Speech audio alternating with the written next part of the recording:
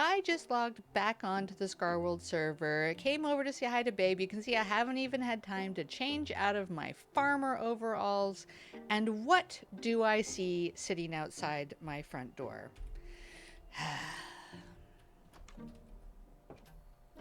Yep, yep, yep. An armor stand of Betel OG saying, "Who left these awful things here?" And he is, of course, talking about these two beautiful, wonderful, majestic axolotls who are here. All I can say is thankfully they're not dead, because Betel and I have we have a little bit of a prank war going on, and apparently that is extending from last season. So last season there were some axolotl killing shenanigans. There was a protest outside my Relaxolotl Spa and Wellness Center against axolotls by Betel, and the season ended with me building a giant axolotl kaiju on top of his base, and I kind of thought maybe that would be the end of things, but yeah, apparently not. So the prank war is back on, which means I need to figure out some retribution here. So I'm gonna start cooking. And we are gonna figure out some more axolotl shenanigans to do to Betel's base. Game on.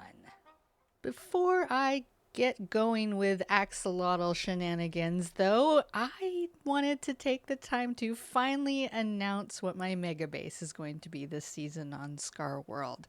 So I am going to be building the titular feature from the 1986 movie Labyrinth. This is a Jim Henson movie, so lots of Muppets. It's a fantasy involving a teenage girl named Sarah who accidentally gets the goblins to come and kidnap her baby brother Toby. They take him away and seclude him in the Goblin King's Castle at the center of the labyrinth, and Sarah has to go adventuring through the labyrinth, meeting all kinds of quirky and fun creatures in order to get her baby brother back. Now, this is a wonderful movie, and it was very influential on me when I was a kid. And so I thought it would be a lot of fun to actually recreate the labyrinth. There are obviously going to be a lot of challenges with building a massive labyrinth on ScarWorld, much less doing it in Minecraft. So, I'm going to go through those with you in just a second and give you my thoughts on them and how I might conquer them. But first, I just wanted to give a quick, almost like viewer discretion kind of thing. It's a wonderful movie. It is kid appropriate, but just so you're aware, David Bowie does play the Goblin King Jared, and he is wearing ridiculously tight pants. So they do not leave anything to the imagination. This is not a bad thing. It's just something I figured you should be aware of. I mean, he really rocks it. He's got a whole sexy Goblin Daddy vibe going on, which is, kind of fun, and manages not to be creepy at the same time, which I think is a real feat. But, I always like to give people a heads up. David Bowie in tight pants. All right, let's go talk about the challenges. I have given a lot of thought to how I am going to build this labyrinth and do it well, and there are a number of challenges that I'm going to need to overcome. So much so that I decided to make myself a board to lay it all out and walk you through how I think I'm going to be able to resolve them. So, challenge number 1. Our first challenge is going to be the scale of this build. So this is something I have never built anything this size before. You might think, oh, it's a labyrinth. It's just a maze. Well, that is actually not the case. This is quite a huge build. To do it well, I think, and especially to do it well at a scale that would make sense for Minecraft. So this is genuinely going to be a mega build, and that's not something I've ever done before. I tend to like doing smaller size builds, things that are maybe a little more personal, a little more detailed, but this isn't going to be, a big, not detailed build. This is going to be big and detailed. So it's going to be quite a challenge just to accomplish something, just to get the resources to do the planning. That's going to be my first challenge to overcome. Challenge number 2. Challenge number 2 is the sheer number of styles that I'm going to have to build in. So the labyrinth itself in the movie has, I think, about 9 distinct regions in it.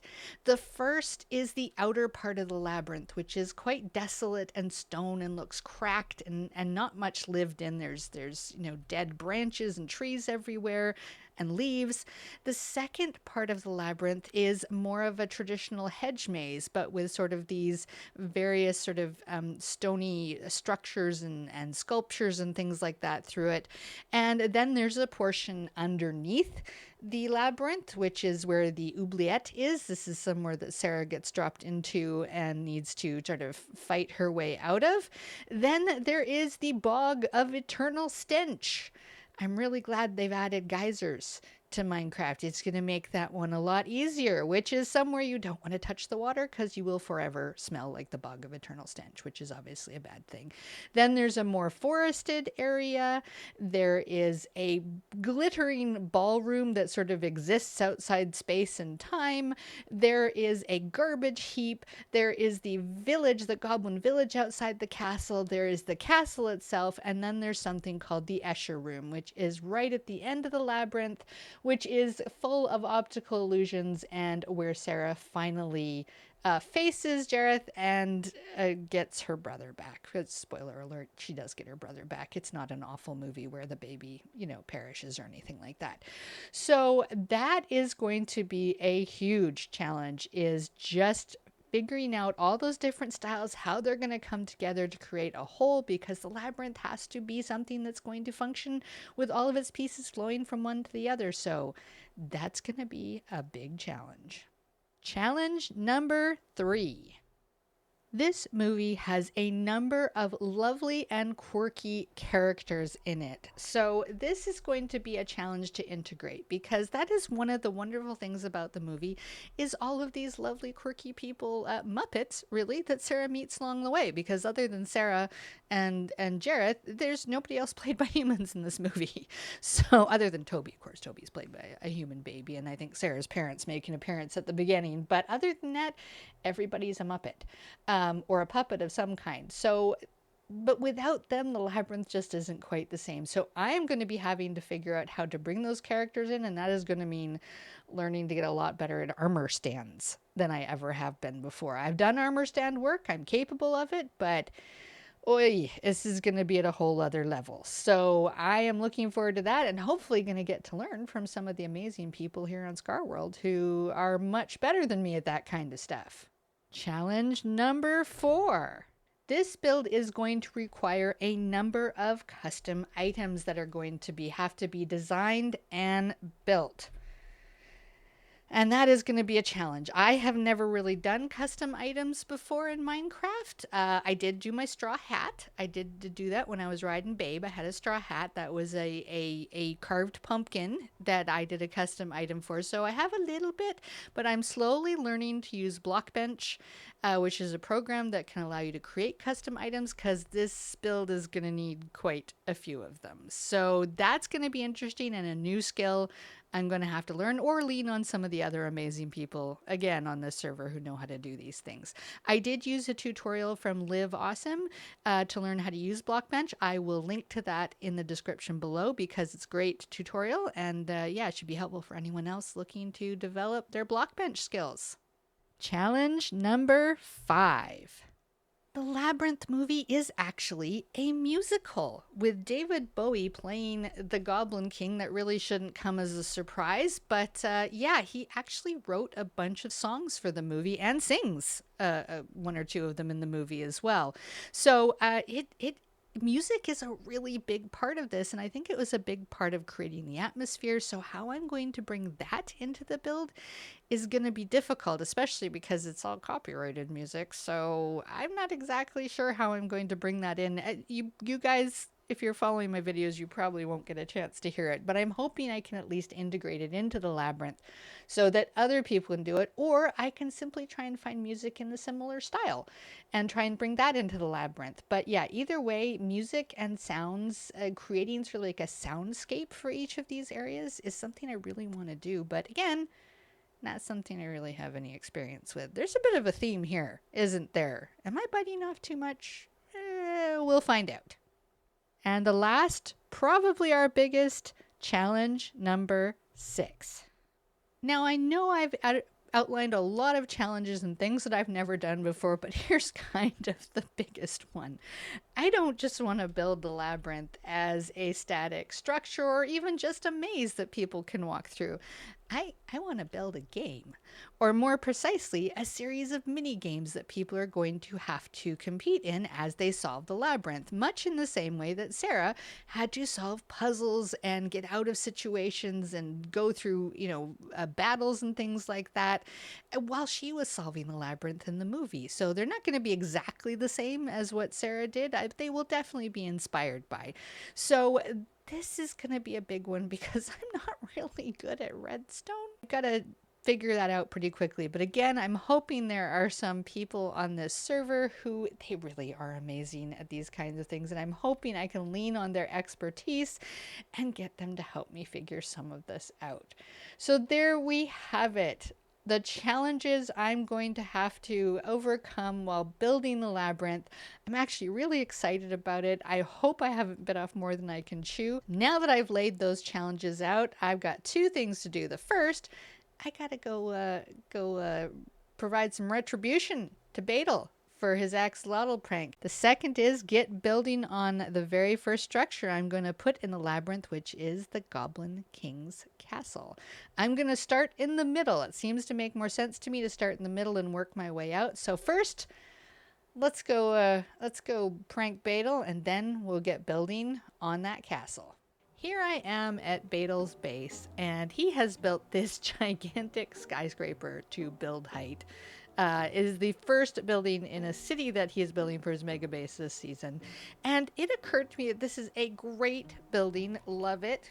Lovely build, but it needs some decoration. It needs some whimsy, because we love whimsy. I realize that the problem with Badal is not that he hates axolotls. It's not.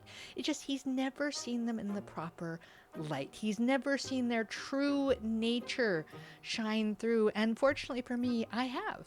And in fact, in one of my builds on my Forever World, Zombies Hollow, I exposed the true nature of the axolotl in my Temple for Mental Health, which I named the Temple of the Angelic Axolotl. So that's what we're gonna add to Badal's gigantic structure here. We're going to add some angelic axolotl statues, and they will see the true nature of the axolotl, and he'll come to love them as much as the rest of us. Let's do it. I am really happy with the way these turned out. So here at the corners of Badal's giant build, we have 2 angelic axolotls. These are kind of avenging angelic axolotls as well. You can see one is holding a bow and the other is holding a sword. We'll go down and see here, because of course these are armor stands. They don't render in until you're a little bit closer, which is too bad, but there's no other way to really get gigantic axolotls on this server. So here we have our avenging sword axolotl, angelic axolotl, and on the other side we have our avenging Cupid axolotl, who will hopefully shoot some love for axolotls into Badal's heart. And yeah, we're gonna see how he likes these. Should be fun.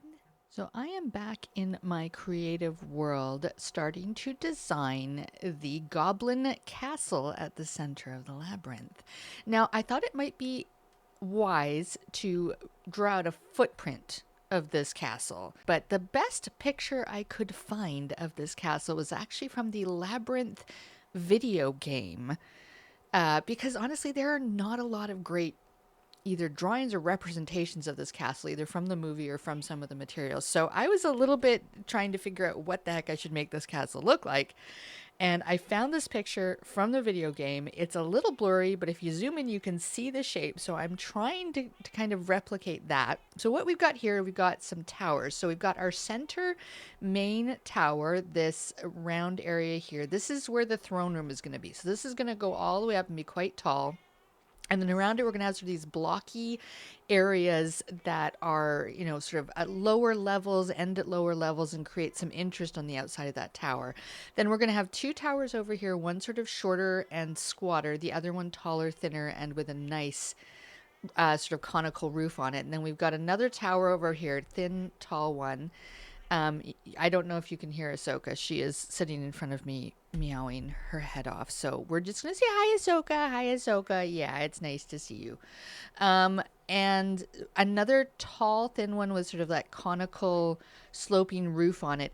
And then this area here in the smooth basalt is this sort of, it's not really so much a walkway. Maybe it is a walkway. I'll try and make it a walkway. A walkway that runs from the bottom of the main part of the castle up around the back, winds up into the air, and eventually comes in, I think, at the throne room. So the reason that's in smooth basalt is because that's not on the ground. So it's not actually part of the footprint, but I wanted to see what that would look like and make sure everything was a good distance away. And I'm going to be honest with you, I think this is going to work.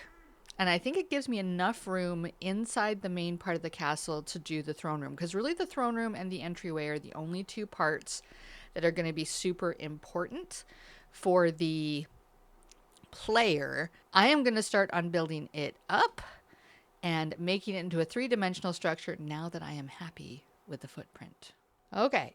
I have made some progress and I'm feeling pretty good about what I've got so far. So we can see that we've got the towers. I did actually move this set a little further out and this set actually a little closer and a little bit more towards the front. It's one of the lovely things about working with like Axiom and stuff is that you can just move stuff around. I'm liking the different shapes. I'm liking the entryway that I have here. I also had to remember that most people are going to be seeing this from ground level. So I had to keep coming back down here and looking at it from like way back here.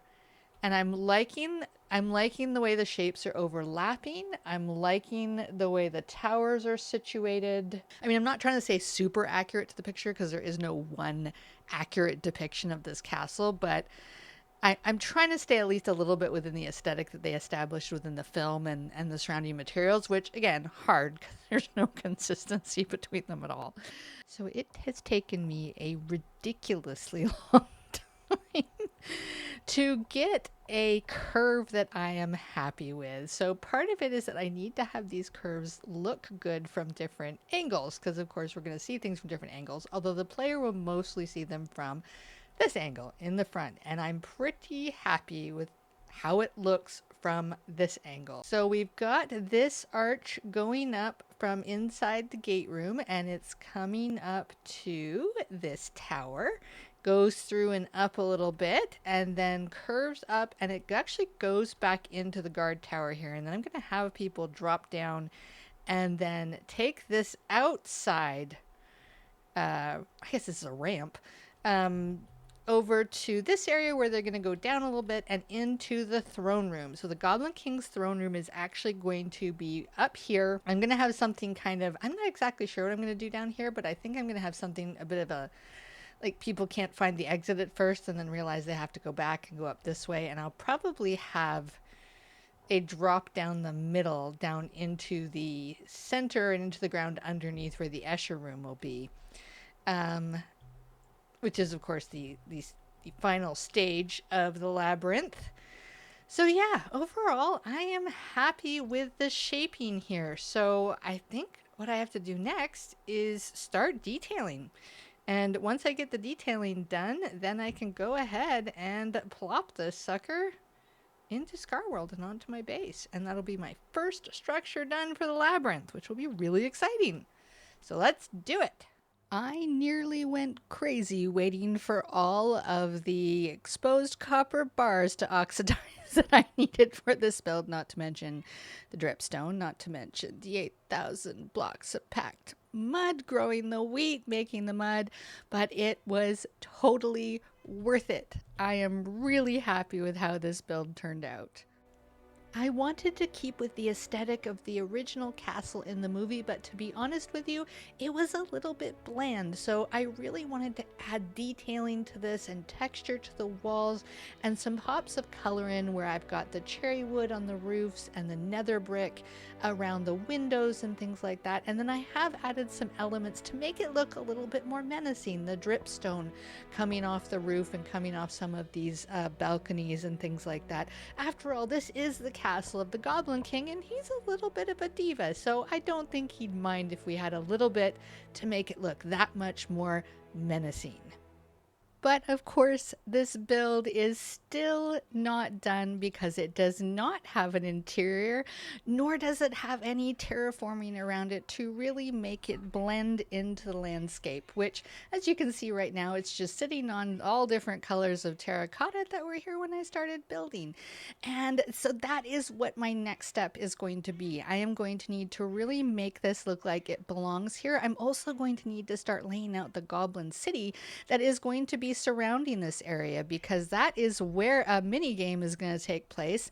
And the inside of this castle, I think, is actually where, because there's so much empty space in here that I don't really need. The throne room's going to be up at the top, but I think the rest of this I'm going to start building the Escher room into, which is the room that Sarah finds at the end and confronts the Goblin King to get her brother Toby back at the end of the movie.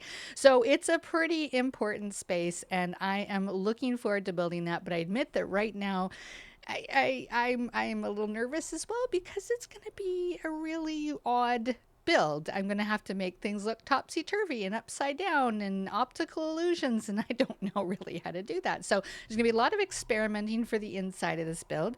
But the outside, I think it's going to be interesting trying to keep the, rugged and kind of desolate aesthetic while also adding a bit of life to the build. There needs to be maybe some scraggly trees and bushes, and maybe some dead looking trees, or trees that are kind of almost dead but maybe a little bit alive.